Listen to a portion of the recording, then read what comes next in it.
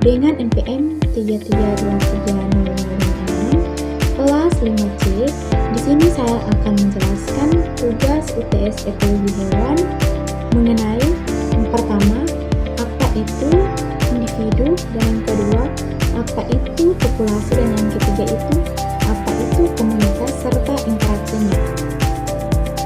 Nah, yang pertama itu kita harus perlu tahu tentang apa itu individu.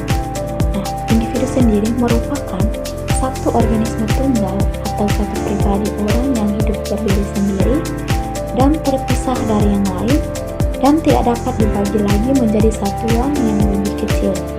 Nah, contohnya itu seperti manusia, seekor harimau, seekor burung, atau seekor ikan yang berinteraksi dengan lingkungan biotik di mana meliputi hewan, tumbuhan, mikroba, dan juga abiotik.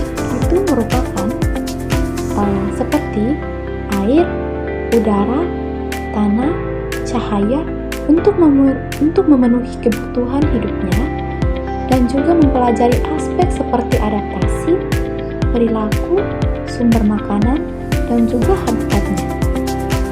Oke, sekarang kita masuk pada yang kedua itu, apa itu populasi? Nah, populasi sendiri merupakan kumpulan individu sejenis yang hidup di suatu daerah tertentu dalam waktu yang sama.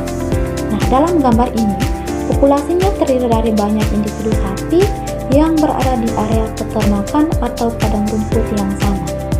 Nah, di mana interaksinya yang terjadi dalam gambar ini meliputi yang pertama, interaksi intraspesifik, di mana interaksi antar individu dalam satu populasi yang sama atau sapi dengan beberapa sapi lainnya.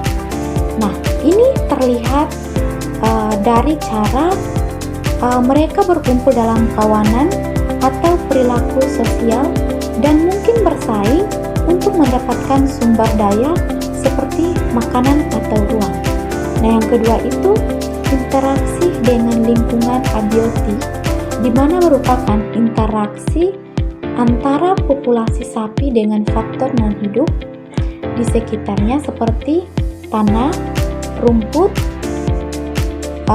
sumber makanan atau pagar pembatas, dan juga kondisi cuaca.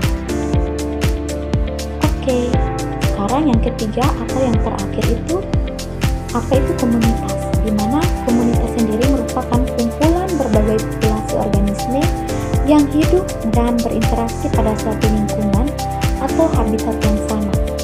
Nah, populasi-populasi ini umumnya memiliki ketertarikan dan habitat yang sama. Nah, dalam gambar ini saya menampilkan komunitas ekologis di habitat padang rumput atau sabana. Komunitas ini mencakup beberapa populasi hewan yang berbeda, antara lain yang pertama, populasi jerapah, di mana beberapa individu jerapah terlihat di latar belakang, dan juga yang kedua itu populasi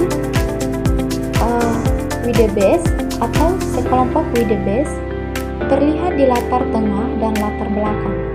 Nah, yang ketiga itu populasi antelop, di mana banyak individu antelop atau springbok terlihat di latar depan. Nah, yang terakhir itu populasi singa, di mana seekor singa berjalan di latar tengah. Nah, di mana interaksinya dalam komunitas ini terjadi berbagai bentuk interaksi dalam populasi yang berbeda, baik dari spesies yang sama maupun berbeda.